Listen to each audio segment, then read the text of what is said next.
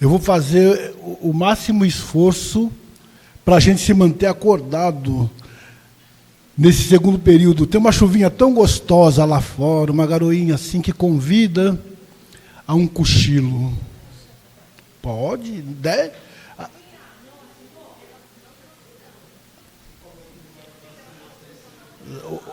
Sandro, o microfone é seu.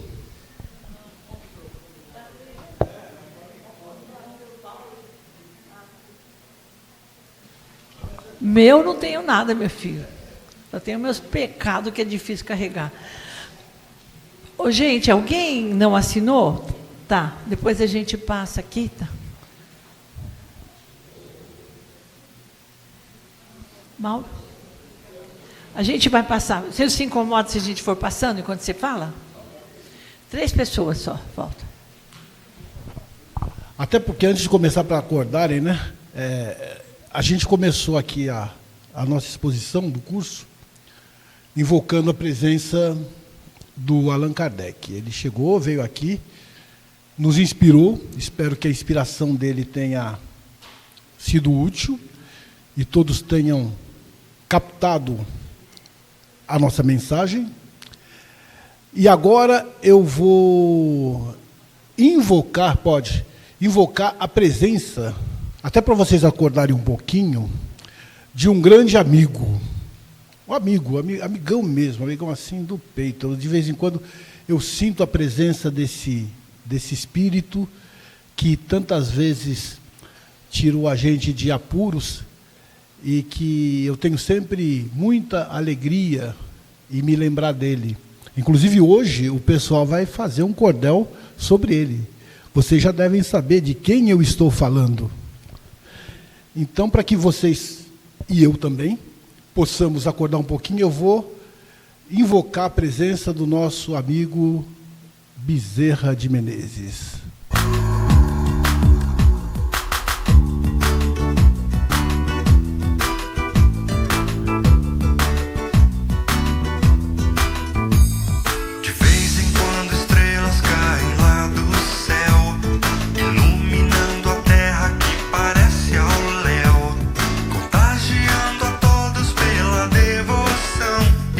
Amor que estendem a cada irmão. Pode cair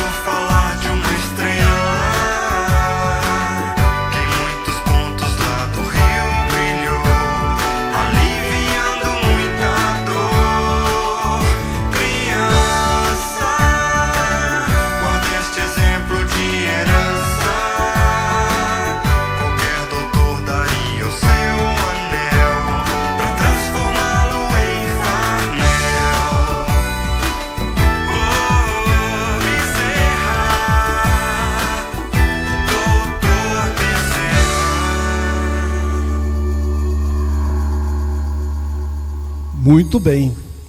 Já na presença do Dr. Bezerra, se na primeira parte a gente estava com Allan Kardec, agora a gente está com o Dr. Bezerra. A gente tira desta música do álbum lá do Cancioneiro Espírita uma frase que serve muito bem para nós aqui no atendimento fraterno pelo diálogo, não é? Principalmente nesta parte onde nós vamos falar sobre o atendido. O que a gente faz? Um convite para a lucidez, explicando às pessoas que cada um cabe ajudar-se também. Então, como nada é por acaso, a gente, hoje, aqui no 3 de outubro, vai ter, logo após a nossa apresentação, um cordel para Bezerra. Com certeza o Dr. Bezerra está irradiando a sua luz aqui nesta casa, porque espírito esclarecido como ele pode estar em vários lugares.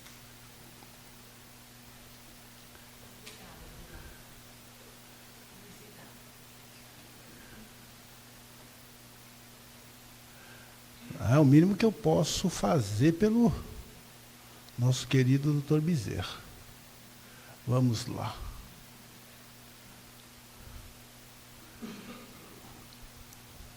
Muito bem. Então, agora a gente vai dar sequência ao nosso estudo. E, embora a gente não esteja mais trabalhando com tanta intensidade no atendimento fraterno virtual, eu estava dando uma estudadinha nesta parte, que caberia ao Fernando falar, inclusive talvez ele trouxesse até outros slides, né? Esse aí é o que estava comigo. Tem algumas coisas interessantes nesse atendimento fraterno virtual, algumas informações que servem para a gente também e vão servir como introdução ao perfil do atendido, porque a gente vai falar aqui, né? Claro que não na profundidade que a gente gostaria, que seria interessante, mas sobre alguns perfis de atendido, por isso que nós colocamos aqui estudo de casos. Mas vamos lá. No atendimento fraterno virtual. Como é que começou o atendimento fraterno virtual? Foi na época da pandemia, né? As casas espíritas aí com restrição de circulação de pessoas, muitas delas estavam sem abrir. Nós tivemos uma série de dificuldades depois da pandemia, porque, primeiro, o retorno gradativo das casas espíritas, que algumas voltaram, outras não voltaram, e aquelas que voltaram tiveram dificuldade e continuam tendo dificuldade até hoje de trabalhadores, né? Os trabalhadores, muitos deles, sumiram e não voltaram. Com exceção daqueles que desencarnaram, porque houveram uma massa de trabalhadores que desencarnou, né, lá no plano espiritual. Alguns que encarnaram não retornaram, outros retornaram. E até é importante esse curso que estamos fazendo, esse momento, porque estamos preparando mais gente para trabalhar. O trabalho não para, não cessa. De toda forma, a gente vai comentar algumas coisas que são comuns, tanto no atendimento virtual, como também no atendimento presencial. Vou procurar passar muito rapidamente aquilo que diz respeito específico à questão do atendimento virtual, depois vocês vão ter esse material, e vou falar um pouco mais sobre as peculiaridades das situações que as pessoas enfrentam, né? E começamos aqui. Na época a gente fazia a seguinte pergunta, né? Qual que é o nosso olhar para o futuro? E eu acho que essa pergunta ainda serve. A gente fazia ela na época da pandemia, porque a gente não sabia bem como as coisas iam ficar mais adiante. Mas ainda continuamos fazendo porque o futuro é incerto. Nós não sabemos o que vai acontecer daqui a algumas horas, nem amanhã, nem depois de amanhã. Mas, dependendo da maneira com a qual a gente se comportar hoje e trouxer para nós valores, crenças, princípios, cultura, o nosso futuro será o nosso adiante. Porque é muito interessante essa questão, né? Aquilo que aconteceu é passado. A terceira aula que eu acabei de dar para vocês é passado, já ficou no passado. Fazem quanto tempo? Acho que menos de meia hora já está no passado. Depois vocês poderão rever na filmagem, mas é passado. O que vai acontecer adiante, quando vocês estiverem trabalhando no atendimento fraterno, há uma perspectiva, mas é futuro, não se sabe. O que a gente tem certeza é aquilo que está acontecendo agora, nesse momento. Isso serve para a encarnação, isso serve para nós, isso serve como material, argumentação para o atendido do atendimento fraterno. Ele ter a consciência de que o momento de transformação, o momento de renovação, de mudança e de conquista da felicidade a qual todos nós estamos destinados, porque essa é uma certeza. As pessoas normalmente falam que a gente tem duas certezas, e eu diria que nós temos 3 certezas. E eu sou um pouco mais otimista com relação a isso, quando eu falo que as 3 certezas. Como é que as pessoas falam? Que a primeira certeza, e ninguém vai discordar, que todos nós vamos desencarnar. É uma certeza. A gente só não sabe quando. E isso é bom. Porque mesmo espírita não quer. Sabe que vai dessa para uma melhor, como os outros dizem, mas acontece que ficamos sempre com o pé atrás. Como diria o nosso amigo Gonzaguinha, ninguém quer a morte, só saúde e sorte, uma música que ele fez há bastante tempo atrás. Mas é certeza, todos nós vamos desencarnar. E quando a gente faz uma palestra, dá um curso, a gente fica às vezes na cabeça, quem será o próximo? Todos nós estamos na sala de embarque. Né? Na sala de embarque. Só que a hora de depositar o bilhete é que ninguém sabe. A outra certeza, um pouco mais triste, mas não deixa de ser realidade, é que até o momento de desencarnar, nós vamos estar pagando imposto. Todos nós vamos pagar imposto. Está desencarnando, né? Vai desencarnar e até lá vamos pagar imposto. Não tem como fugir disso. Ah, mas eu ganho pouco, eu não pago imposto. Paga. Você comprou 1 quilinho de arroz lá, está pagando imposto. Imposto faz parte da vida de quem está encarnado. Paga imposto. Essa é a segunda certeza. E a terceira, qual é a terceira? Essa é otimista. É que todos nós seremos felizes. Olha que beleza. Vamos chegar a Deus, todos nós seremos felizes. Essa certeza. Ah, mas como é que você pode ter essa certeza? Foi Jesus que disse, a doutrina espírita que nos ensina. Se eu não tiver essa convicção, se eu não tiver essa certeza, qual o consolo que eu tenho para o meu coração? Então, qual é o olhar sobre o futuro? Pessimismo, otimismo, né?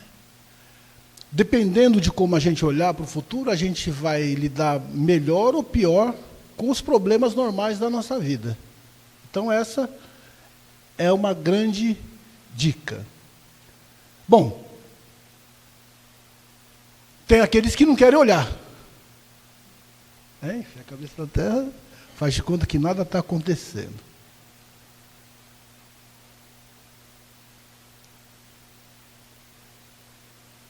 E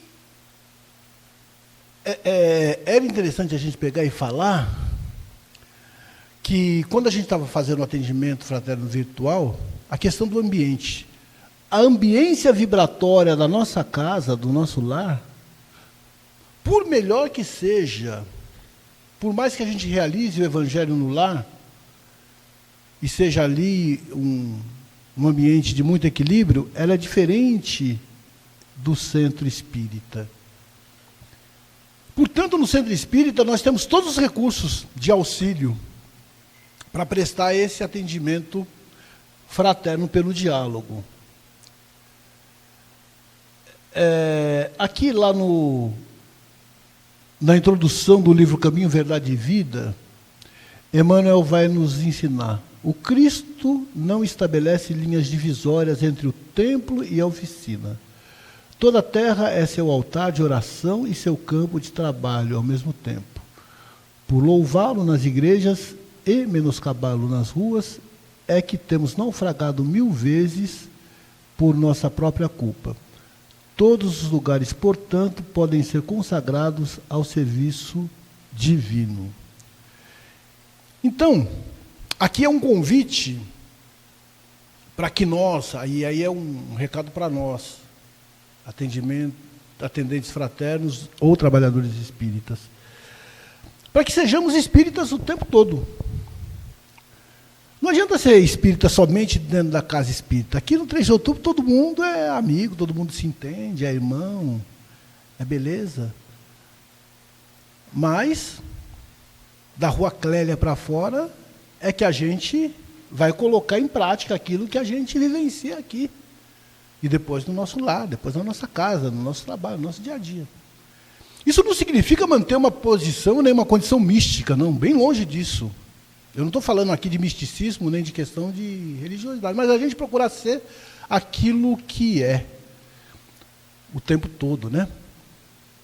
É muito interessante, eu me lembro aqui, quando estudei administração, que a gente estudava os comportamentos humanos, né?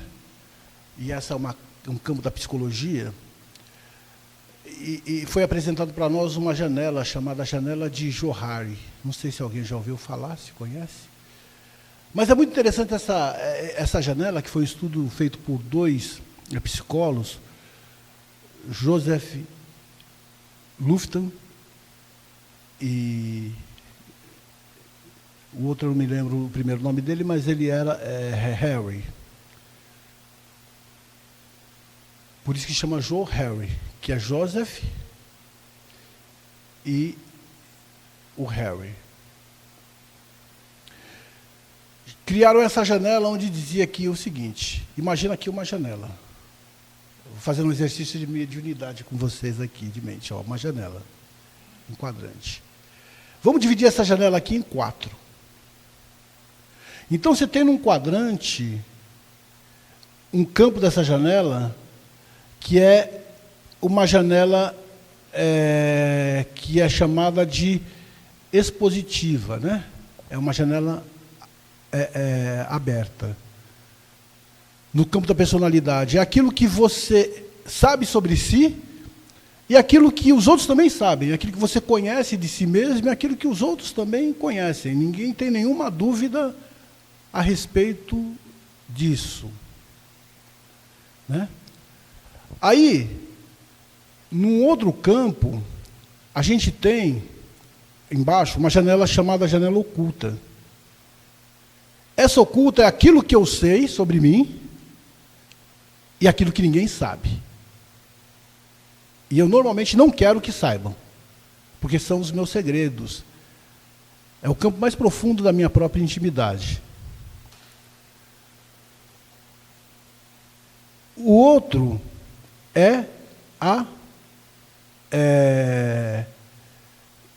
a outra é conhecida pelos outros e desconhecida por mim.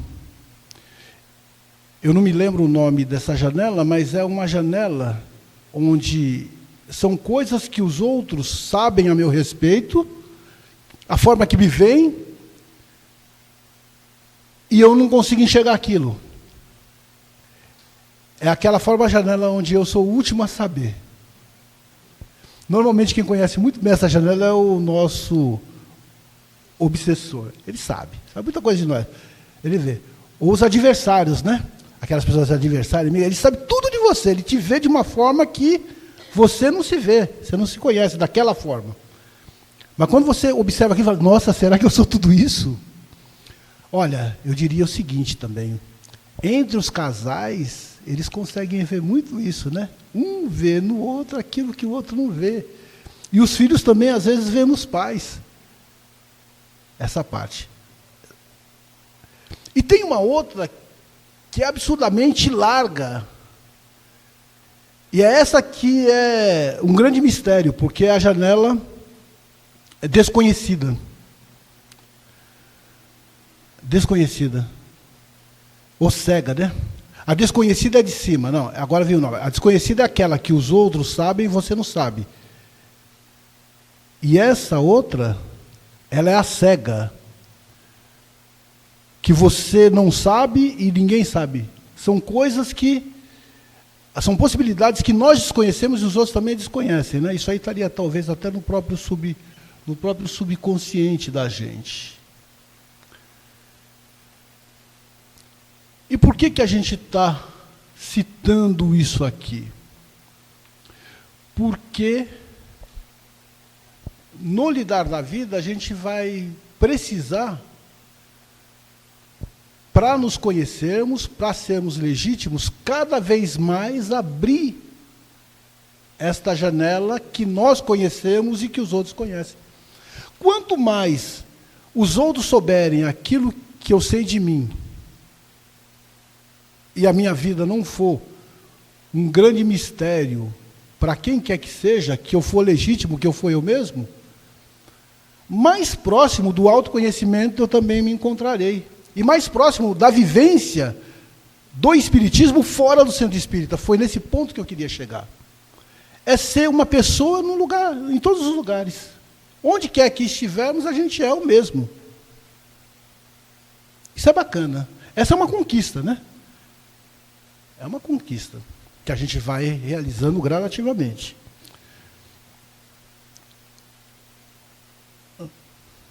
Bom, aqui são algumas recomendações para o atendimento fraterno, né, feito de forma virtual. Eu não vou me ater muito a essa questão, que é mais específica, então vou ganhar tempo e passar ela, depois eu forneço esse slide para vocês. O que me interessa aqui nessa parte são só as lições que a gente pode aproveitar para esse trabalho mais direto, né? Aquilo que nós falamos no início, né, a finalidade do atendimento virtual é a mesma do presencial: acolhimento, consolo, esclarecimento e orientação.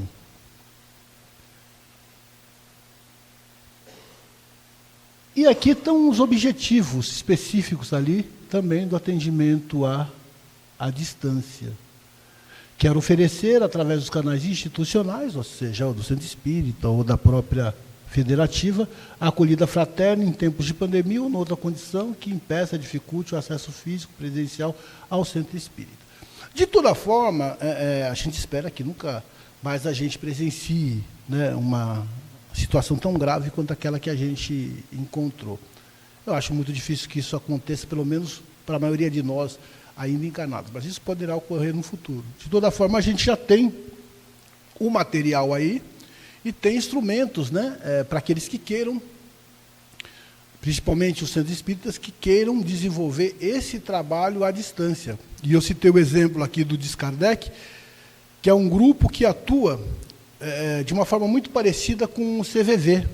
Que o CVV também presta, embora não seja um trabalho espírita, ele é um atendimento fraterno, sim, à distância, que visa prevenir o suicídio. É um trabalho muito importante. Temos muitos espíritas que atuam diretamente no CVV.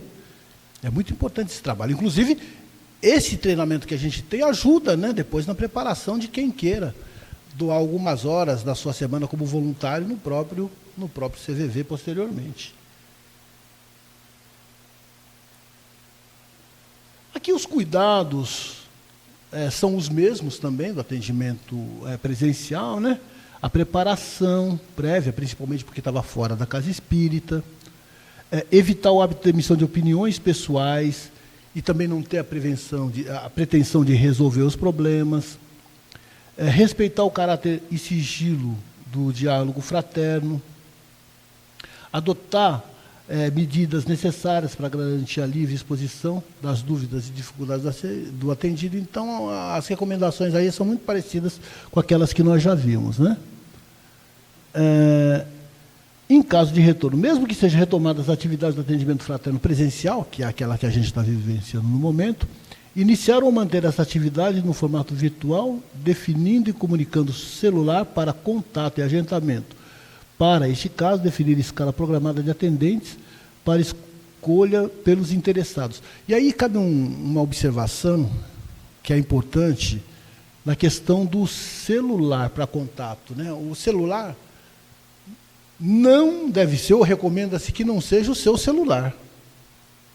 O seu celular para pessoal, particular, ou mesmo o celular corporativo da sua empresa. Mas que seja o celular adquirido pelo centro espírita, pela instituição, com essa finalidade. Onde várias pessoas poderão utilizar, porque aí a pessoa só vai ter acesso àquilo naquele instante, naquele momento, né? Porque um outro ponto que eu não falei aqui, mas que é importante, olha como foi bom ter colocado essa parte aí, a questão da privacidade da nossa vida. A gente, quando atende alguém, às vezes a pessoa se afeiçoa demais à conversa que ela teve com o atendente fraterno, e ela pode ficar buscando esse contato como quem busca uma terapia, um psicólogo. E nós não temos essa pretensão, e nem devemos ter, né? Esse tipo de... Quem pode me ajudar aqui, pegando o microfone aqui e dando para a pergunta, que eu vou responder uma pergunta. Nós não devemos ter a pretensão de estabelecer esse grau de intimidade que permita a pessoa ficar nos buscando a todo momento, a toda hora.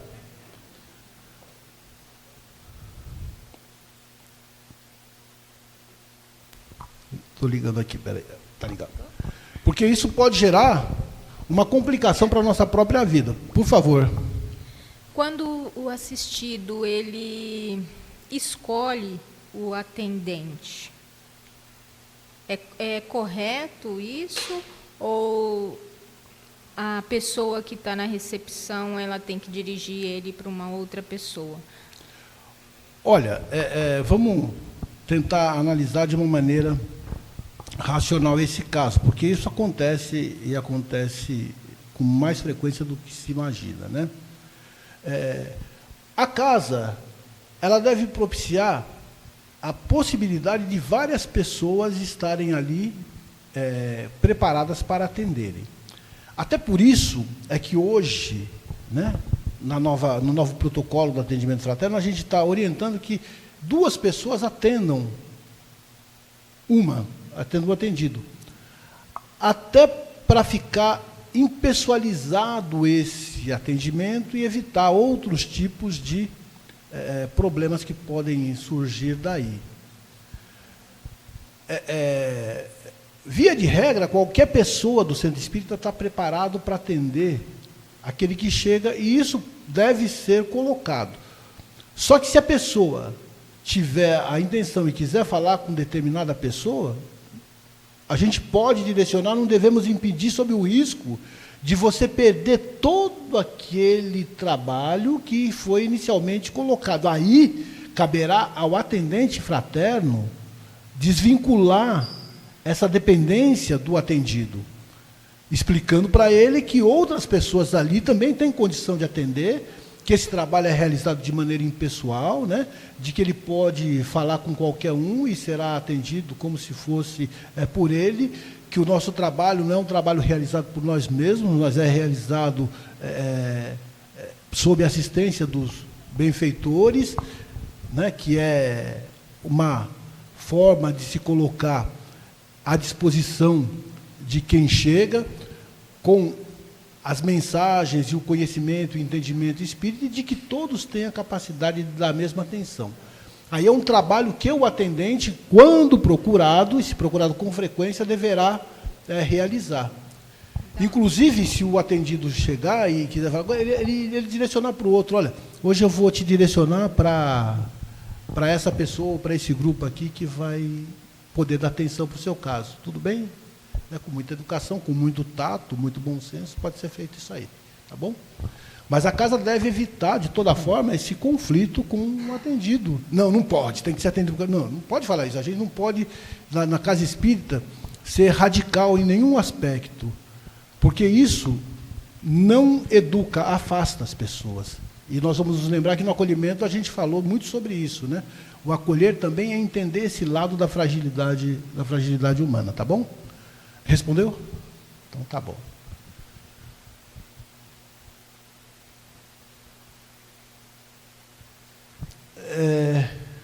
aqui temos que preparar os atendentes, a mesma coisa que a gente está fazendo aqui, chamando atenção para alguns casos que continuam ainda muito presentes no atendimento fraterno. Eu acho que isso sempre vai acontecer. Por mais que a gente trabalhe, é uma necessidade humana da qual a gente não tem como diminuir. Pelo contrário, a gente às vezes percebe que parece que está se expandindo, aumentando. Então, a gente sempre vai pegar casos ligados a medo, muito mais na Covid. A gente tinha muito esse medo presente, era uma coisa muito grande. Hoje, agora já diminuiu um pouquinho. Solidão, depressão e com as mais diversas fragilidades emocionais. Tudo isso está presente ainda, está muito presente. Todos esses casos estão presentes. Às vezes uns em maior e menor grau, mas tudo isso está presente. E a gente vai ver isso aqui, né? E aqui a gente começa a ver alguns casos onde nós vamos observar alguns perfis de atendido. Isso aqui é muito interessante, que você vai enxergar alguém que você conhece nessa situação. Alguns até se enxergam. Não é o caso aqui, não é lá, não, isso não acontece. Mas lá em Budas Artes... Bom, o que é o entrevistado? O entrevistado tem como sua principal característica o fato de estar necessitando de algum tipo de ajuda. É importante que o entrevistador esteja preparado para atender às variações de problemas que serão apresentados na entrevista. A cada um deverá ser dada uma orientação diferenciada de acordo com as necessidades do caso. Embora a gente vá expor aqui alguns casos, eu vou falar uma coisa que ninguém nunca ouviu, é inédito. É inédito. Cada caso é um caso. Isso é inédito, né? Então, a gente vai tratar cada pessoa, mesmo que tenha a mesma situação, da maneira própria que ele está necessitando naquele instante. 2 atendimentos com o mesmo tipo de problema poderão ter uma forma de acolhimento e de direcionamento diferente. Como tudo, a gente não consegue, com raras exceções, fazer 2 vezes a mesma coisa. Por exemplo, esse curso aqui, eu não me lembro quantas vezes eu já tive a oportunidade de dar, para quantas pessoas. Mas nunca é o mesmo. Por isso que eu estou gostando muito de estar sendo gravado, porque esse aqui eu não vou perder, ficando passado, esse aqui não é esse. Esse é diferente. Se vocês forem acompanhar outro, vocês vão ver que eu vou falar da mesma coisa, mas de forma diferente, né? Às vezes o doutor Bezerra vem e muda tudo. O entrevistador que não possui perspicácia poderá acabar sendo conduzido pelo entrevistado. Então, precisa tomar cuidado com isso, porque ele pode conduzir, né? O entrevistado, ele pode levar para onde ele quer. Em outras situações, poderá ser induzido a este ou aquele procedimento a dar esta ou aquela opinião. Isso é um ponto de atenção. Você não acha isso? Às vezes o atendido pergunta, você não acha isso? O que você acha? Está pedindo a sua opinião. E aí, o que você sugere? Quem sugere alguma coisa aqui? Vai, cadê o microfone? Quem sugere alguma coisa? O que você faz? Está ali, ó. Está ali. Acho que seria o que você acha. A resposta. Você responderia com outra pergunta? Sim. O que você acha? Uhum. Tá, é uma maneira. Quem mais?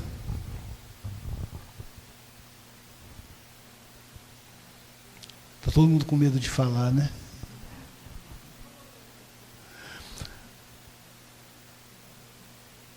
Mas a dica é exatamente essa, não responder aquilo que você acha.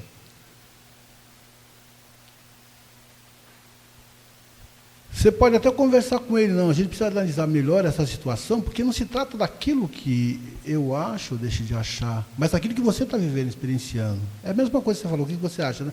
Vamos pensar a respeito disso um pouquinho, né? Como é que a gente pode pensar nesse tipo de situação? Não sei. Ele vai falar, às vezes, não sei, é a resposta.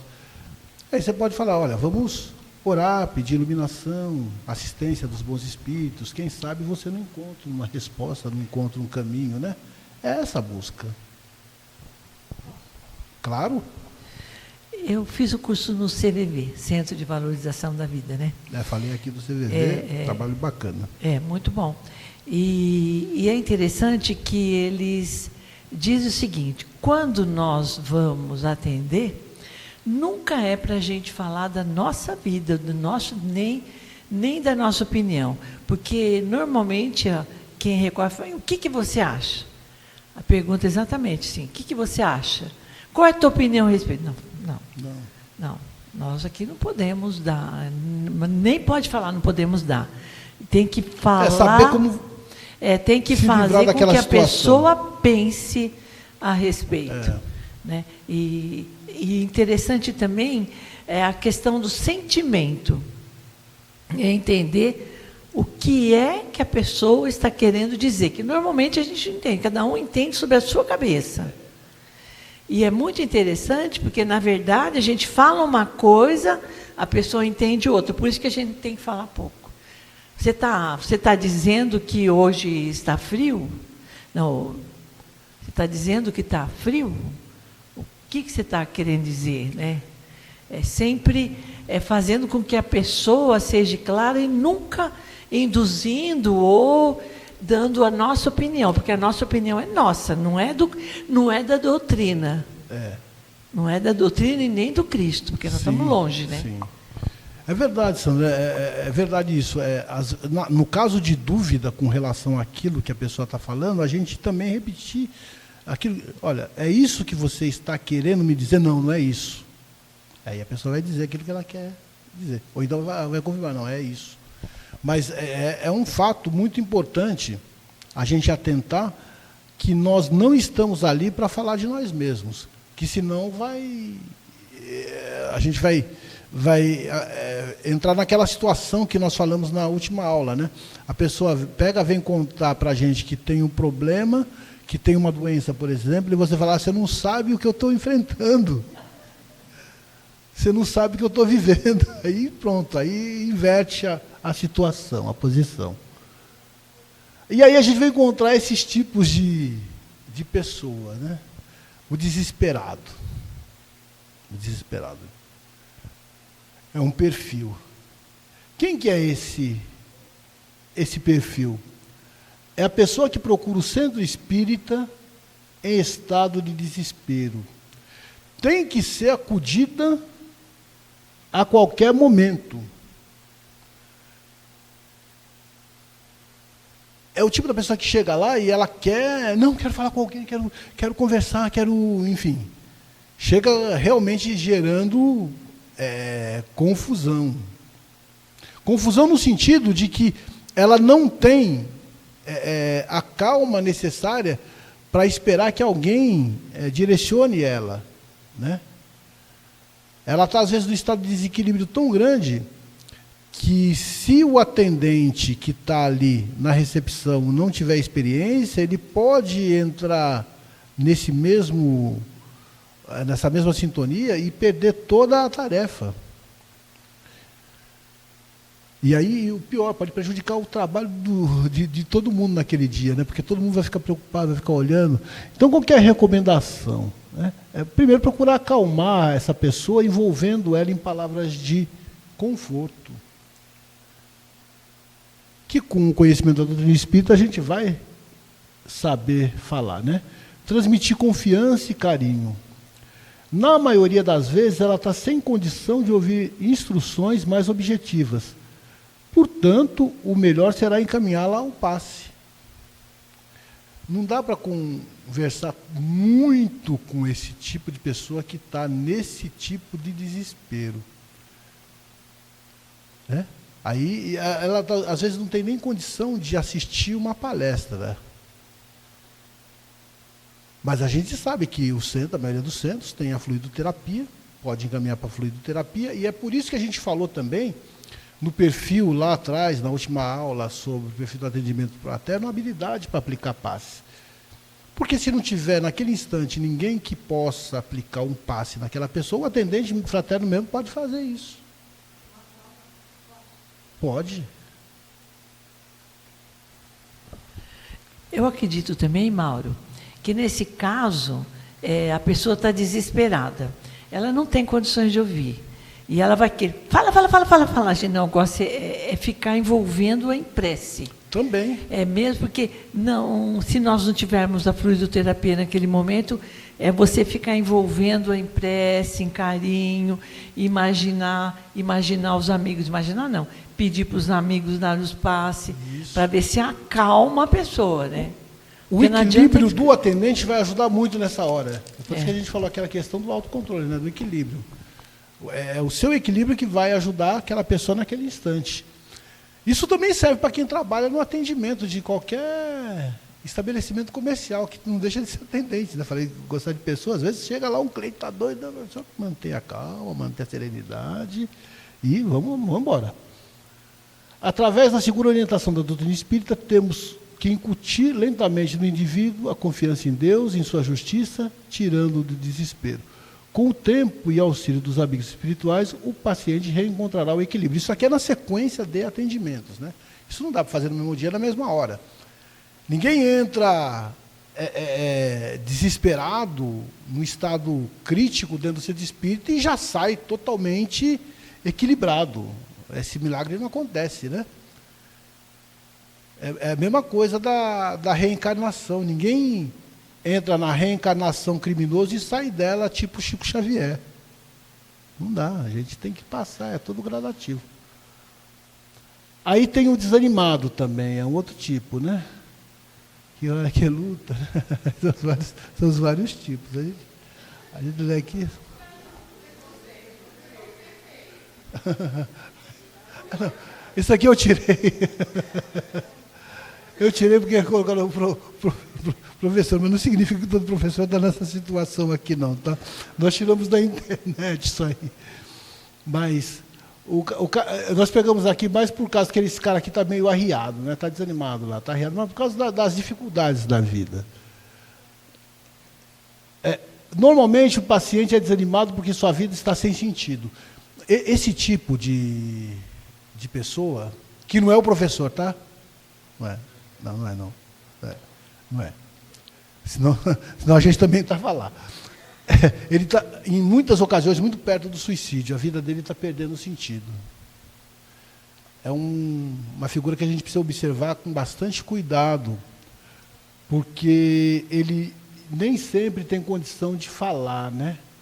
Mas, ele não tem ânimo para o trabalho, na maioria das vezes se isola do convívio social. É uma pessoa que está, se não estiver com quadro, com diagnóstico de depressão, é alguém que está muito próximo. Ou é alguém que já tem a depressão, ou está muito próximo. Quando a gente olha o desânimo, esse tipo de desânimo é muito próprio dos sintomas de quem tem depressão, né? Frequentemente tem depressão profunda e pensamentos que se relacionam com a morte. Por isso que eu falei na questão lá do suicídio, né? É um caso que requer muita atenção. Por isso que a gente precisa ter muita cautela com a orientação doutrinária. Porque o mau entendimento daquilo que a gente está passando em termos de doutrina, o mau entendimento por parte de quem está ouvindo é muito pior do que a gente não falar nada. Porque a pessoa pode entender de maneira distorcida aquilo que que o atendente está falando. E ao entender distorcido, ao invés de ajudar, vai complicar mais ainda. Pedir o microfone ali, por favor. Aquela jovem. Todos aqui são jovens, tá? Porque nós somos espíritos jovens. Então, essa semana eu fiquei sabendo de uma casa aqui no bairro da Lapa, inclusive é ligada à USE também.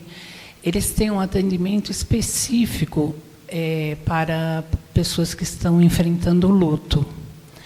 E como nós teríamos esse encontro hoje, aí eu pensei, né, que será que não seria o ideal nós termos pessoas especializadas em determinados assuntos? Por exemplo, diante de uma pessoa que está desesperada, com riscos, né, de cometer suicídio, aí a pessoa já está preparada para atender esse tema. Outros adolescentes, crianças, será que o certo não deveria ter um departamento de triagem para ver o que a pessoa tem e ela ser direcionada para um especialista? E, evidentemente, todos com conhecimento doutrinário, porém com esse adicional. Como é que é seu nome? Elvira. Ô, Elvira, então, a sua preocupação ela é pertinente, né? Como federativa, a gente procura...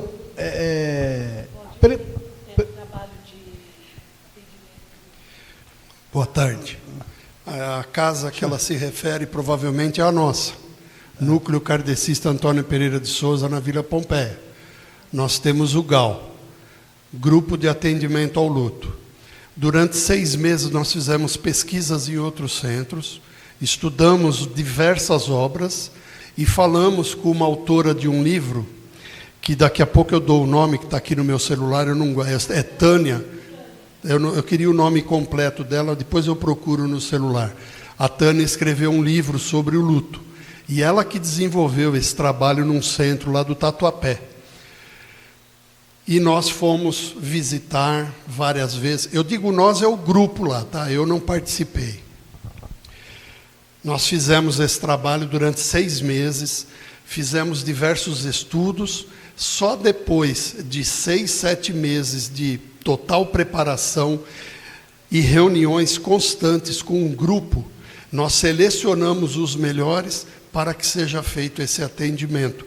E nada mais é hoje do que uma roda de conversa, se alguém já presenciou uma sessão do AAA, por exemplo, é aquelas pessoas que sentam e contam o seu caso.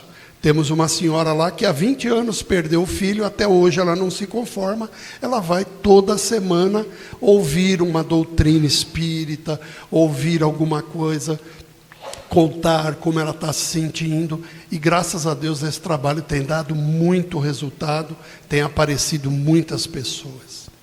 Obrigado. Obrigado aí por compartilhar a sua experiência, Valdir. Mas voltando à resposta da Elvira, Elvira, pelo menos como federativa, né, da qual a gente faz parte, a USE, a gente procura trabalhar todas essas situações específicas, né? Então, a gente promove encontros, promove seminários, principalmente a USE estadual, onde traz alguém que tem especialidade para poder conversar sobre um determinado assunto, por exemplo, quem falou aí, luto, problemas de sexualidade, mediunidade nas crianças, problemas de família, para poder exatamente trabalhar essas questões com os trabalhadores dos centros espíritas, em especial aqueles que estão no atendimento espiritual e no atendimento fraterno. No entanto, a quantidade de centros espíritas que a gente tem, e eu vou falar aqui só de São Paulo, que é onde a gente tem mais centros espíritas em todo o Brasil, é muito grande. E a gente tem desde centros espíritas imensos, que atendem lá 5.000 pessoas em cada reunião, como também aqueles centros espíritas onde tem 5, 6 pessoas ali participando de uma reunião, e que de vez em quando aparece alguém lá desesperado. Portanto, uniformizar isso é muito complicado, difícil pela própria característica das casas espíritas. Entre aquilo que talvez pudesse ser o ideal e aquilo que é possível, a gente sempre procura a melhor equação. É por isso que a gente busca tratar de todos esses assuntos, deixando, vamos dizer assim, de certa forma, um atendente preparado para lidar com todas essas questões. com conhecimento da doutrina espírita, sem ter um conhecimento profundo, vamos dizer assim, né? Ele pode lidar com todas essas questões. Em casos onde haja necessidade de um atendimento mais especializado, e quando eu falo especializado, eu estou falando inclusive por um profissional da saúde. O atendente pode indicar, pode direcionar, né, que a pessoa, de alguma forma, procure esse tipo de auxílio, que até estaria, vamos dizer assim, fora da competência e da possibilidade do centro espírita. No entanto, claro, quanto mais preparadas a gente tiver as pessoas dentro de uma casa espírita, fica muito mais fácil de dar esta direção no atendimento para aquele que chega lá, né? Mas, via de regra, todos devem estar, vamos dizer assim, preparados para, pelo menos, dar um atendimento emergencial a quem chega. É aquilo que a gente falou da parábola do bom samaritano. Não sei se vocês se lembram, né? Mas vamos recordar da parábola do bom samaritano. Então, tinha um homem que estava caído, quase morto, e passaram por ali um sacerdote e um doutor da lei, que passaram ao largo. Só o samaritano, que também vinha ali, que era um comerciante, é que observa a pessoa que está caído, se aproxima e cuida daquele homem, levando ele até uma estalagem, deixando ele lá e se comprometendo a pagar aquilo que faltasse no cuidado daquele homem.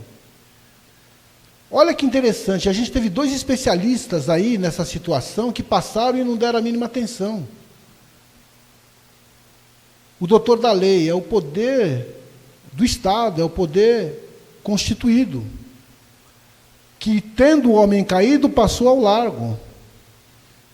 A gente tem as religiões, representadas pelo sacerdote, que, passando ali também e observando o homem caído, também não deram o auxílio que ele necessitava. O homem representa, nesse caso, a humanidade, porque ele não está referenciado, é o homem. E o samaritano é aquele que, à vista dos outros, é o menos preparado, é o que tinha menos condição, é o que tinha menos conhecimento, é que naquela época, inclusive, era considerado com certo desprezo pelos judeus, é que vai atender esse homem. O que Jesus está querendo dizer com isso?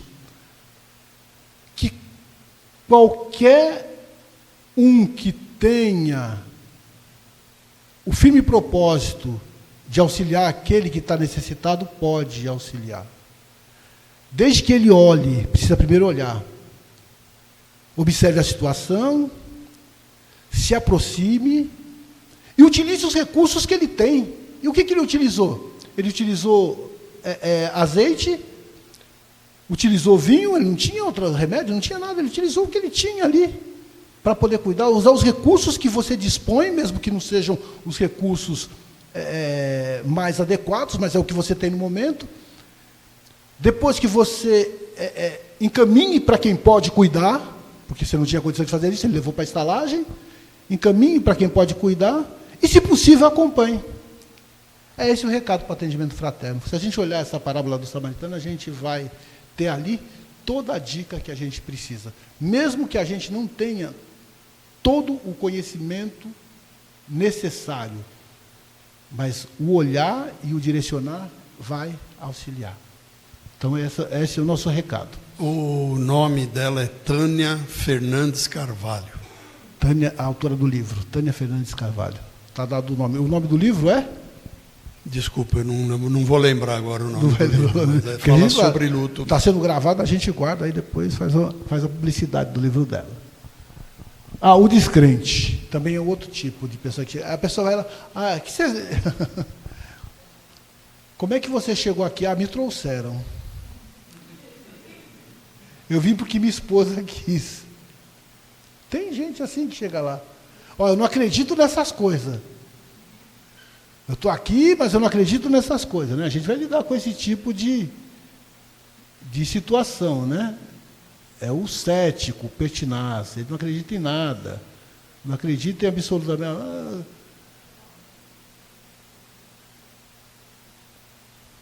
é aquele que inicia a sua conversa já dizendo que foi trazido por sua família, que nós falamos aqui.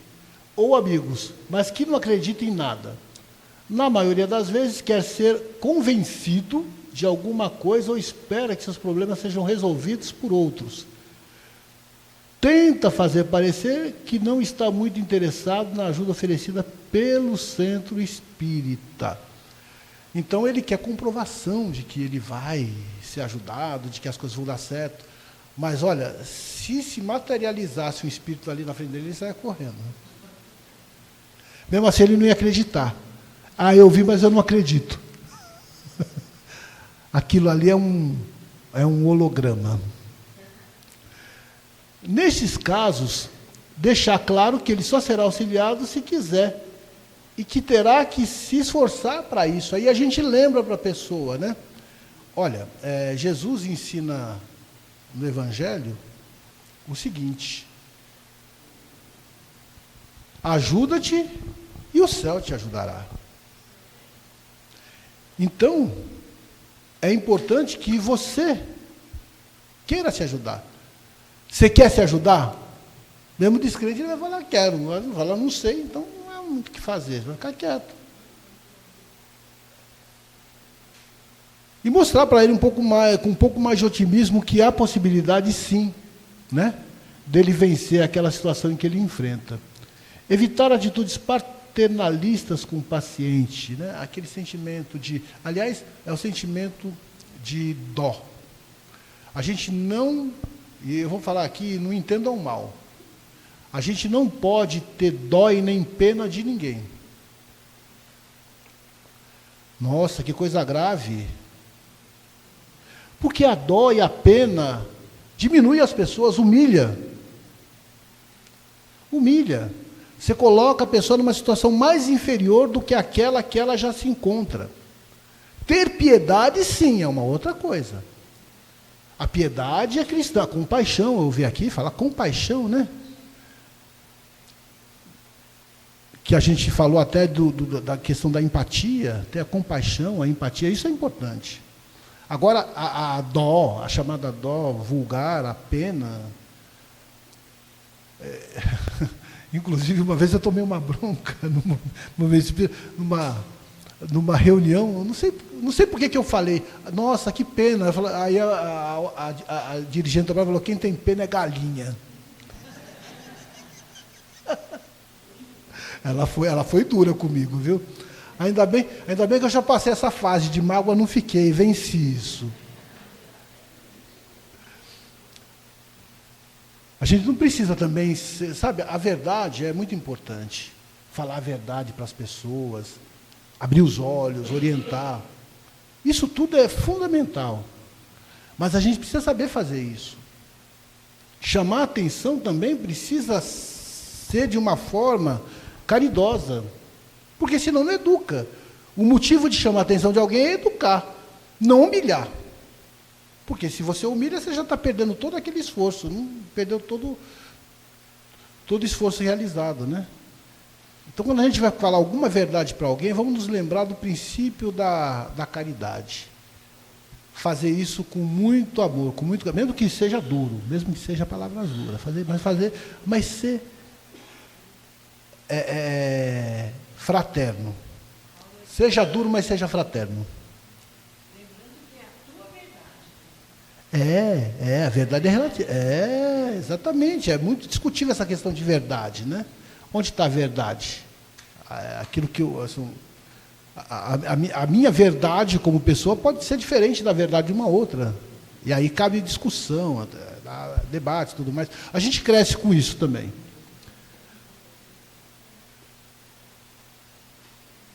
Evitar, muitas vezes, a ação mais enérgica do interventor faz com que o indivíduo mude sua postura perante a vida. Então, quer dizer, quando a gente fala que a ação mais enérgica, eu estou prestando atenção nisso que eu acabei de falar para vocês aqui. Foi por isso que eu toquei nesse assunto, né? Que senão a gente vai falar, pô, você não acredita em nada, o que você vai fazer aqui? Está perdendo o seu tempo, eu e você. Vou passar para outro. E pasmem, tem gente que fala isso, gente. Tem gente que fala. Tem gente que fala. Então a gente precisa relembrar isso, que não é por esse caminho. A gente pode ser duro, pode abrir os olhos, mas sem perder jamais a fraternidade. Aí sim, mostrar as desvantagens da descrença e os benefícios que poderia ter, revertendo esse quadro. Que acreditar é bom, né? Acreditar, de certa forma, é bom. E eu vou dar um parênteses aqui, que eu me lembrei de um caso que vocês talvez tenham visto. Há uns dias atrás, poucos dias atrás, né? Eu quando estou em casa de domingo à tarde, aliás, eu sempre estou em casa de domingo à tarde, porque eu tenho o Evangelho da USE. Aliás, estão convidados, se quiserem me ver todos os domingos, às 18 horas, a gente tem o Evangelho da USE, onde a gente faz lá o Evangelho no Lar e as vibrações, né, com pessoas do movimento espírita, principalmente das distritais, das intermunicipais, das regionais.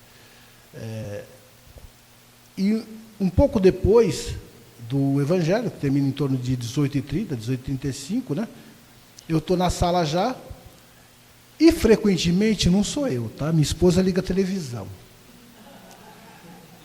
Como eu não sou mal educado, eu fico junto, assistindo. Não mudo de canal, eu assisto junto, porque, né, afinal de contas, ela ligou, vamos respeitar.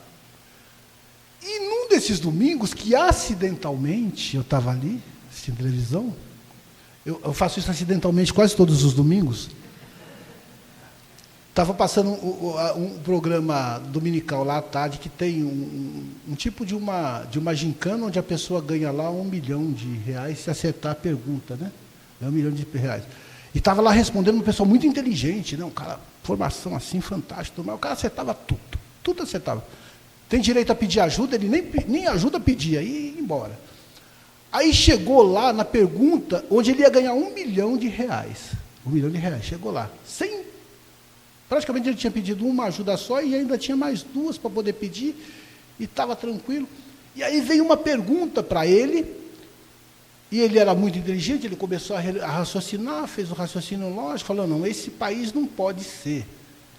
A pergunta era, quais 2 países que fazem aniversário dia 21 de abril, né? Cidades, não é país, cidades. Uma é Brasília, todo mundo sabe. E a outra tinha algumas opções lá, tinha Inglaterra, tinha Roma, tinha uma outra cidade que eu não me lembro qual. Mas Londres, Roma, tinha uma outra cidade que eu não me lembro qual. Eu sei que ele fez a relação e ele já internalizou que, não, Roma não pode ser. Roma não pode ser, qualquer uma, menos Roma. Então ele tinha 2 opções. Ou ele pedia ajuda para 66, onde tiraria metade das respostas ali feitas e ficariam 2, então ele teria 50% de chance de acertar qualquer uma, ou pedir ajuda para a plateia. Ele optou aquilo que eu talvez optasse, vamos pedir ajuda para a plateia. Né? Para a plateia. Por que para a plateia? Porque a pessoa que está na plateia, ele está com celular, não é proibida a entrada de celular. Eu consultei o celular quando foi feita a pergunta e eu já sabia a resposta. E quando ele falou, Roma não pode ser, eu falei, meu Deus, ele vai errar. Ele vai errar. Mas, quando veio a resposta da plateia, o percentual maior, que não era muito diferente da outra, deu lá Roma. Roma. Então, quer dizer, a maior parte da plateia respondeu que era Roma. Ele pediu ajuda, a resposta veio e ele não confiou. E mais ainda, ele poderia optar, então vou parar por aqui, já que eu não sei, vou parar por aqui, vou pegar R$500 mil, né? Que é um bom dinheiro. E se ele perdesse tudo, ele ia voltar para 300, que é um bom dinheiro, mas não é 1 milhão, é 30% daquilo que ele podia ganhar, né? E ele não aceitou a resposta da plateia, ele foi por ele mesmo. E o que aconteceu? Perdeu 1 milhão. Perdeu 1 milhão. A plateia estava certa. Aí eu observando isso, eu pensei logo, olha, que interessante lição que a gente está tendo aqui, né? A gente precisa aprender a confiar um pouco mais. Então, muitos problemas que a gente encontra na vida, a maioria são ocasionados por nós mesmos. Que a gente tem a resposta, tem a solução e não olha aquilo que está evidente, não olha aquilo que está à vista. A grande lição vem daí. É por isso que quando a gente fala desse descrente, a gente tem esse exemplo, essa lição para poder passar. Aí o fanático também é um outro tipo, que também é um tipo difícil, né? É um tipo muito complicado. O fanatismo, seja ele qual for, é doentio. Seja um fanatismo futebolístico.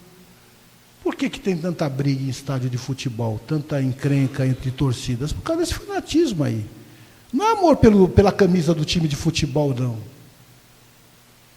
Eu sou um pouco mais antiga, me lembro do tempo que a gente ia no estádio e sentava com um amigo que torcia para outro time e não tinha nenhum problema. Outro dia a gente viu lá no estádio do Maracanã, misturar as torcidas, deu no que deu, e eram de países diferentes, né? Então não é possível essa convivência de pessoas, por causa do fanatismo, que pensam, torcem diferente. E aí a gente extrapola o fanatismo político, também é uma outra praga, uma outra chaga da humanidade, e o fanatismo religioso, que acho que entre todos talvez seja o pior, que é esse que gera também guerras, né? As guerras entre irmãos fratricidas. Então, esse tipo de personagem é muito encontrado entre os espíritas que supõem resolver seus problemas com a ação dos espíritos superiores. E eu não estou falando aqui de outras religiões. Eu estou falando entre os próprios espíritas, que somos nós fanáticos, né? Sem se esforçarem para vencer as dificuldades. Geralmente não aceitam interferências de terceiros em suas convicções e, nos casos de doenças orgânicas, chegam a desprezar o tratamento da medicina terrena. Eu também já vi casos assim. Abandonar tudo, não, os espíritos vão me ajudar, os espíritos vão lá. Ajuda, mas a cura às vezes está na desencarnação, né? É verdade. Você riu, me fez lembrar outro caso. Eu sempre me lembro de caso, eu vou contando aqui. Eu ia só até 5h30, terminar antes, mas a gente vai vindo coisas, e essa daí me lembra do Dr. Bezerra, nosso amigo aqui, que falamos tanto. Isso aconteceu com o Divaldo, né? Ele até contou isso numa palestra, que uma senhora tinha estava com um esposo que estava com câncer, um câncer muito grave, né? E ela foi lá no centro onde o Divaldo atua, lá na Mansão do Caminho, e conversando com o Divaldo, o doutor Bezerra chegou e falou, né, para o Divaldo, olha, ele vai ficar melhor, Nem tudo que os espíritos falam para a gente, por mais evoluído, a gente deve passar para os outros. Mas ele passou para ela, olha, ele vai ficar bem, ele vai ficar melhor. Passou uma semana, a mulher volta revoltada. Divaldo, você falou que o meu marido ia ficar melhor, que ele ia melhorar. Eu achei que ele fosse se curar. Ele desencarnou. Ele desencarnou. E o Divaldo ficou sem entender nada, mas pegou, foi embora revoltado, e depois ele perguntou para o doutor Bezerra, o senhor me falou que o marido dela ia ficar melhor e tudo mais? O Bezerra falou, mas ele está melhor. Então é a questão de entendimento, aquilo que a Sandra falou, né? A verdade de um não é a verdade do outro. Então, quando fala vai ficar melhor para a pessoa que está encarnada, ela acha, não, vai escapar dessa, não vai desencarnar. Mas, às vezes, a cura está na desencarnação, né? É questão de ponto de vista. Procurar orientar do sentido de compreensão das verdades divinas, retirando-o da faixa do fanatismo em que se encontra. Se houver condições psíquicas adequadas, mostrar racionalmente ao paciente seu equívoco de posicionamento. Mas observe uma coisa, se houver condições psíquicas adequadas, e nem sempre isso é fácil, porque a pessoa está num estado de muito desequilíbrio, descompensada, né? O exagero em qualquer setor da vida produz sofrimento. Trabalhar para retirá-lo desse estado com orientações através de entrevistas e palestras. Né? Participar de esclarecimento, palestras, grupos de estudo, grupos de ajuda, sei lá. O espiritualista, esse também é uma figura muito conhecida lá. São pessoas que se dizem espíritas, porque tiveram contato com terreiros de Umbanda, Candomblé, ou mesmo com o Espiritismo.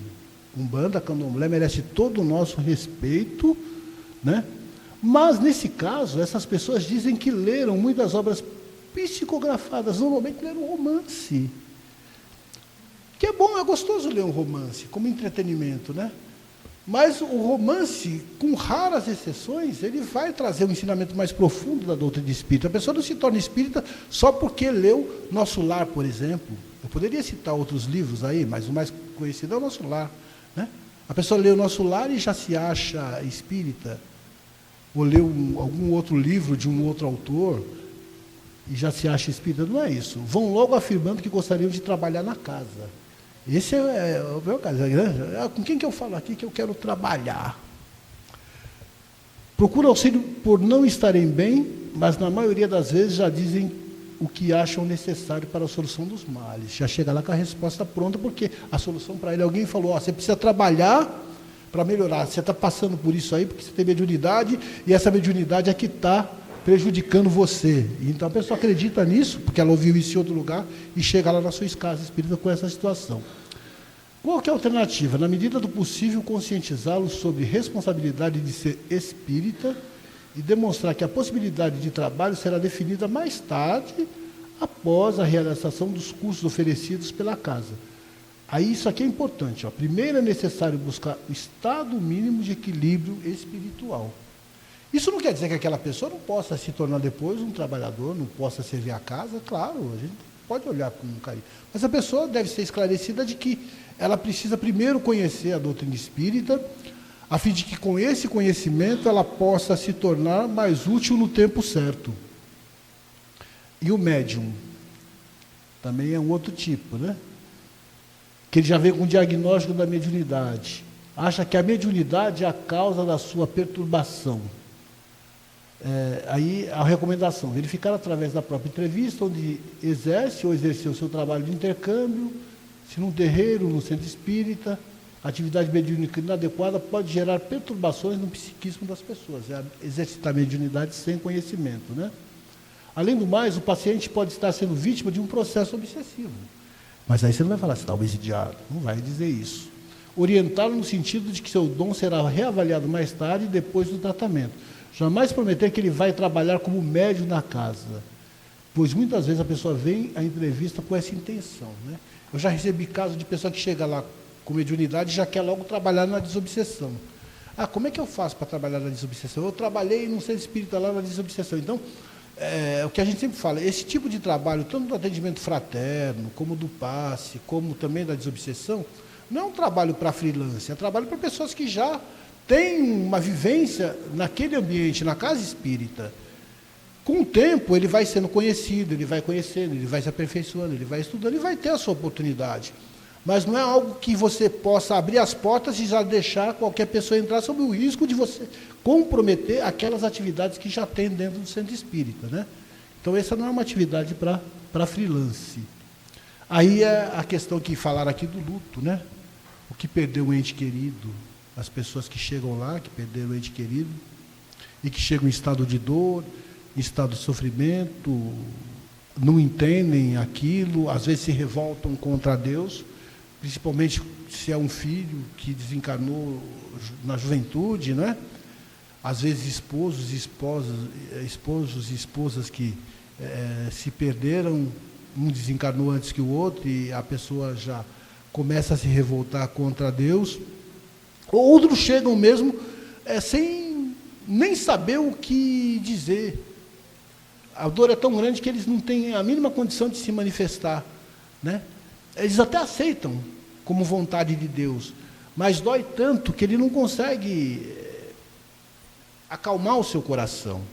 E aí é um papel muito importante da casa espírita, né? Acolher essas pessoas aqui.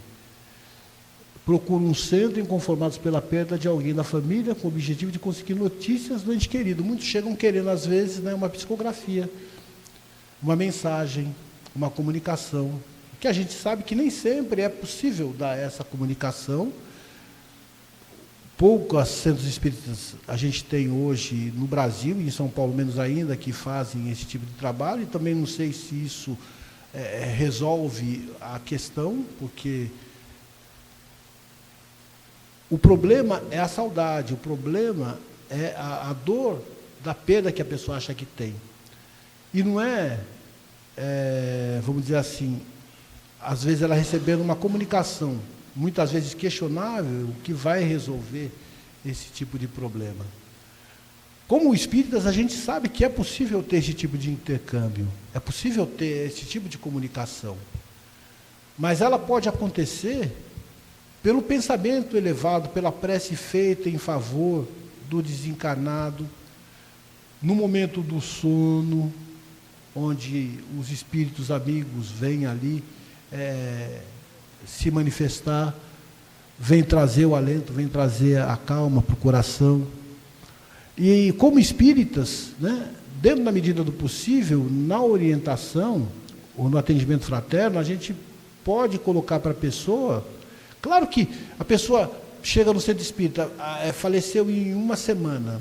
Não tem nem muito o que falar para a pessoa, porque a pessoa não tem condição de entender absolutamente nada.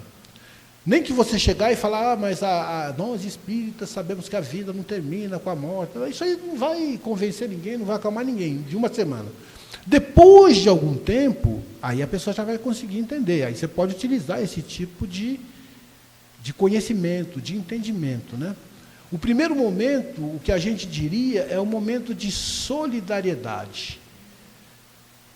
Porque no luto tem algumas fases, acho que isso inclui, o primeiro momento a ficha não cai. Então tem uma negação daquilo que está acontecendo.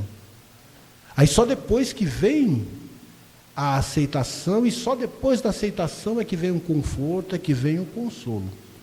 E o atendente fraterno ele precisa entender essas fases do ser humano, atendendo com muita solidariedade, com muito carinho e aí sim, se colocando numa posição de empatia, né? De empatia. Estando ao lado daquele que comparece ao centro espírita. Aí pode anotar o nome do desencarnado para fazer prece por ele e nunca prometer mensagens mediúnicas, né? Isso gera uma expectativa na família e essa expectativa nem sempre se realiza. Infelizmente, nós temos algumas instituições que fazem trabalho de psicografia e que, vamos dizer assim, se comprometem, entre aspas, a trazer uma mensagem do desencarnado. Mas esse tipo de orientação, vamos dizer assim, esse tipo de situação não é uma situação recomendada pelos prejuízos que pode gerar, né? Trazendo mais descrença para a pessoa. Claro que nós não desprezamos aqui a comunicação de consolo, de conforto pelas cartas fraternas que o Chico se notabilizou por trazer, né? O Chico Xavier se notabilizou por grande parte da vida mediúnica dele trazer essas cartas fraternas que trazia consolo no coração das pessoas. Mas esse não é o único meio de se consolar, não é o único meio de se confortar. A gente tem outras formas e o centro espírita pode contribuir muito para acalmar esses corações aflitos. Como, por exemplo, um trabalho aqui que o nosso amigo propôs, né? Tem outras formas aí.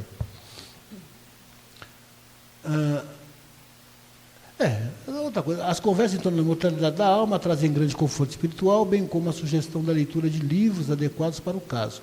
O convívio na casa e o contato com a doutrina espírita fará gradativamente a pessoa compreender mais e sofrer menos, na medida que ela for, né, participando das palestras, fazendo leituras, entendendo a doutrina espírita, ela vai se conformar mais, porque ela vai entender a morte não como uma perda, mas como uma transição, né? Uma mudança de dimensão, a pessoa está numa outra dimensão, numa outra vida.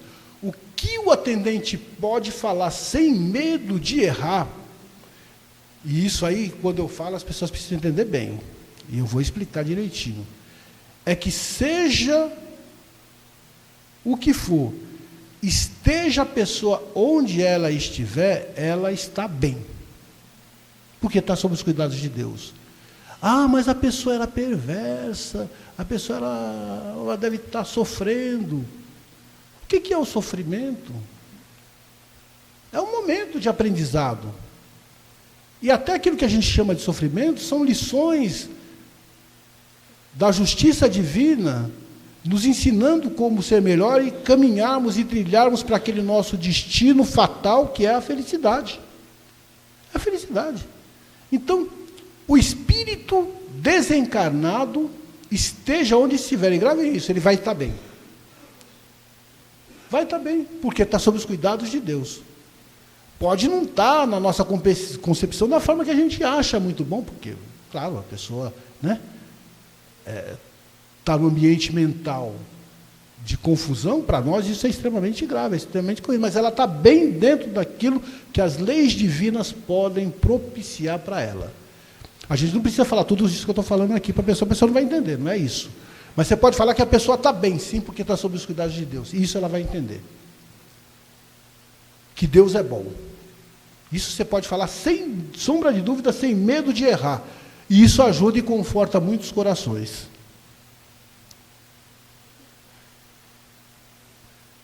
Aí aquele que quer resolver os problemas dos outros, né, nós já falamos dessa situação, é a esponja e a antena parabólica, capta tudo. Aí não ela normalmente vem fazer tratamento para o outro, não é para ela. Eu vim aqui porque o meu marido é alcoólatra. Eu vim falar aqui porque a minha esposa, o meu companheiro, a minha companheira é muito gastador, gasta tudo. É viciado em compras. Acabou com o meu cartão de crédito no shopping. Como é que é o nome do shopping daqui? Foi lá no West Plaza, gastou tudo.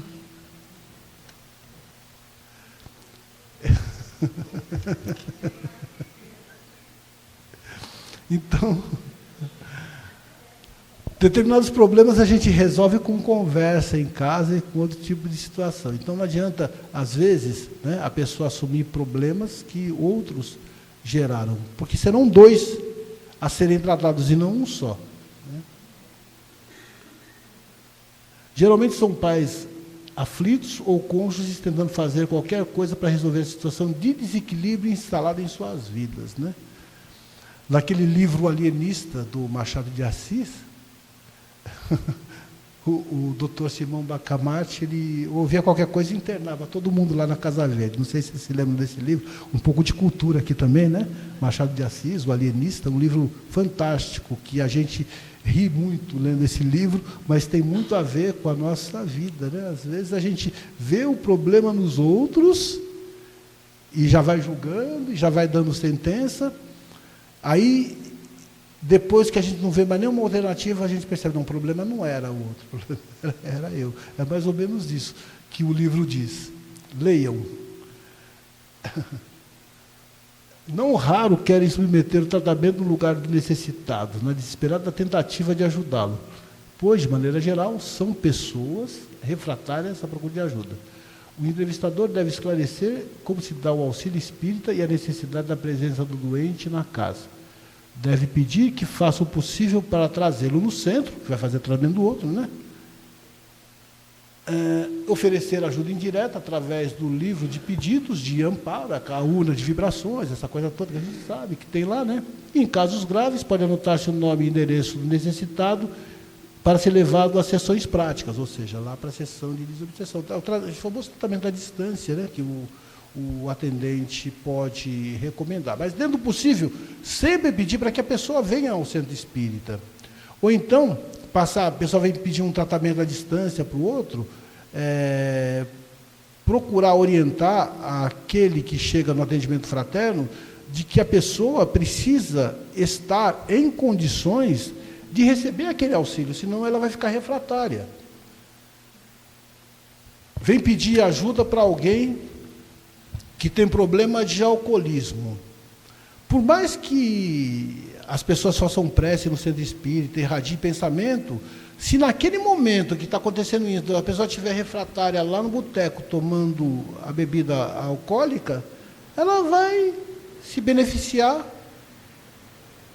quase nada daquele amparo que está sendo direcionado naquela hora pela irradiação de pensamento.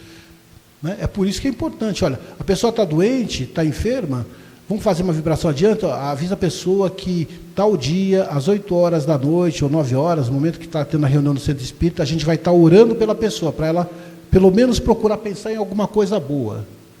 Que é a prece, né? Pense em alguma coisa boa, eleva o pensamento de alguma forma, ouve uma música suave, né?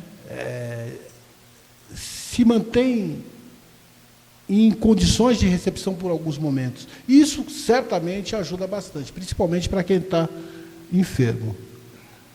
Aqui é o sábio, aquele que chega lá e acha que sabe tudo, né? Nossa, eu vou passar rapidamente aqui, que o horário está indo. Cada exemplo desse aqui é grande, né?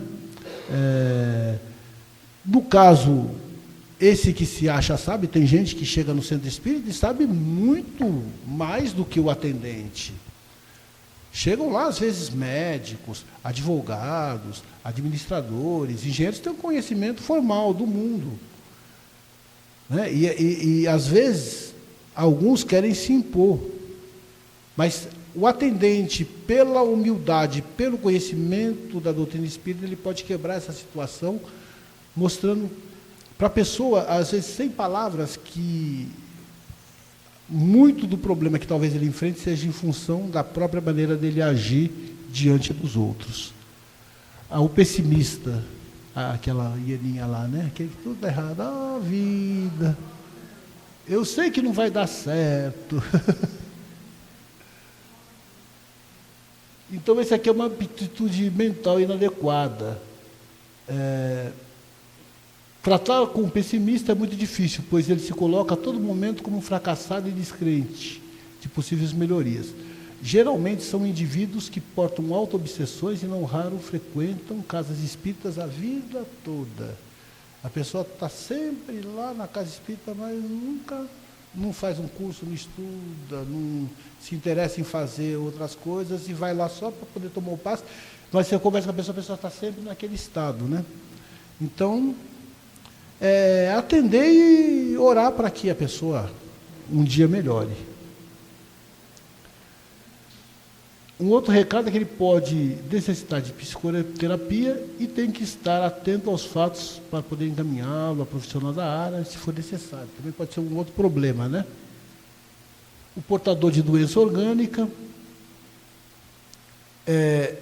ele pode ter uma doença real ou imaginária, procura a casa espírita para passar por um processo de cura. E aqui, a recomendação é aquela que a gente já falou, né? Jamais orientar a pessoa para interromper o tratamento médico, né? Dizer para ele que muitas vezes, né, é importante ele aprender a lidar com aquela situação, porque a sua própria resignação diante da adversidade da vida é que vai fazer com que aquela enfermidade seja enfrentada com menos dor, com menos dificuldade. Se o paciente já se encontra em assistência médica, jamais se deve suspender o uso de medicamento. Encaminhar para atendimento adequado na casa espírita. E aí o portador de doença grave, aquele que chega lá em estado terminal, normalmente, nesse caso, a gente vai mais acolher, amparar a família, sabendo que não há muita coisa o que se fazer nessa situação, né? É importante não prometer curas milagrosas, mas a ajuda que a doutrina espírita traz é fundamental para a superação da prova que o paciente está submetido. O passe e a orientação sobre a origem dos seus males ajudará o enfermo no processo de conscientização e até, quem sabe, da cura propriamente dita, porque pode, inclusive, né, se curar. A gente já viu casos assim. Prescrever assistência espiritual e deixar claro que o atendimento espírita é um auxiliar da medicina terrena. E uma outra orientação de todas as horas é para que ele sempre ore, para que confie em Jesus, que saiba que Jesus não nos nega amparo, que ele se encontra presente ali entre nós dentro de uma recomendação que ele mesmo deu, né? Onde 2, 3 ou mais estiverem reunidos em meu nome, lá estarei. E certamente, na casa espírita, no atendimento fraterno, entre todos os casos que nós vimos, a presença de Jesus, ela é sentida na própria pele do atendente fraterno, daquele que se propôs a ajudar, daquele que se propôs a auxiliar. E assim, meus queridos amigos, a gente espera ter contribuído para que o trabalho de vocês, no centro onde vocês frequentam, possa ser muito profícuo. Nós temos a plena consciência de que muito poderíamos ter dito, mais poderíamos ter passado, e pedimos perdão pela nossa incapacidade, talvez, de transmitir de uma maneira mais didática, de uma maneira mais detalhada, a complexidade que envolve o atendimento fraterno na casa espírita. E por isso nós pedimos perdão pelas nossas limitações. E não falamos isso aqui no sentido de expressarmos uma humildade que positivamente nós não temos, que nos falta muito para sermos efetivamente tão humildes como deveremos um dia ser. Mas com a consciência plena de que a responsabilidade que temos pelo trabalho nos traz também a responsabilidade de passar para vocês diretrizes de segurança, de modo que vocês possam acolher, consolar, esclarecer e orientar adequadamente toda pessoa que entrar por essas portas abençoadas do Centro Espírita onde nós trabalhamos. Um fraterno abraço.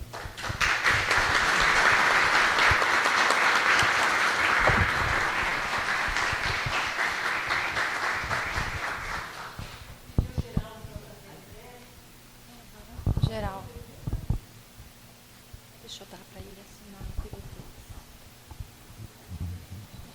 Alguma pergunta? Não? Lembrando que a semana que vem, no dia 2, às 16 horas, nós vamos ter aqui novos cenários que se apresentam na prática mediúnica. Então, vai ser pela USE com o Edson Amaral, também muito bom. Então, estão todos convidados a virem às 16 horas, 15h30 por aí. Eu vou pedir para o Geraldo, cadê o Geraldo? Fazer a prece. Agradecemos muito vocês, muito. Foi muito bom, não foi? Para a gente refletir, muito bom. Agora é arregaçar a manga, né? Geraldo, por favor.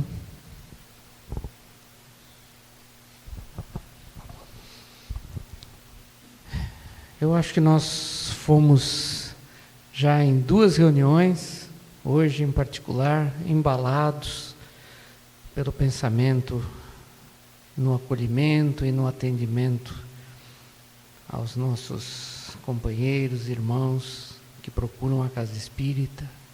E por tudo isso já estamos centrados, concentrados no trabalho por fazer e nos inúmeros exemplos que o Mauro nos trouxe, em particular hoje aqui, com as suas orientações, com a sua experiência. Resta-nos, Pai, agradecer por tudo isto que tivemos nestes 2 dias, em particular hoje, que possamos nos inspirar nas lições aprendidas, que possamos contar sempre com o apoio da espiritualidade, que nos acompanham, nos amparam nas nossas iniciativas. Que de alguma maneira, seja no nosso dia a dia, seja nas nossas casas espíritas, sejam em nossa família, sejam com amigos, nós possamos atender sempre fraternalmente. Muito obrigado, Pai. Permita-nos uma semana de muita concentração, de muito trabalho e de muita iniciativa em tudo que viermos a fazer, em particular no âmbito espírita. Que assim seja. Muito obrigado. Pera, você tem mais detalhes. Elvira, por favor, venha convidar para o cordel, por favor. Nós temos, eu sei que vocês devem estar cansados, mas tem uma peça maravilhosa. Eu já até enviei, né, o e-mail convidando vocês. É um grupo de teatro do Seara Bendita, composto por 30 pessoas, e é um trabalho maravilhoso, que eles fazem momentos de vibração. É uma homenagem ao Dr. Bezerra de Menezes, em prosa, verso, música. Então, acho que por meio deles nós podemos receber muito carinho, alegria, acho que todos nós estamos precisando, né? E seria muito bom contar com a presença de todos vocês. É agora às 19 horas, tá? Na cantina tem uma sopinha enquanto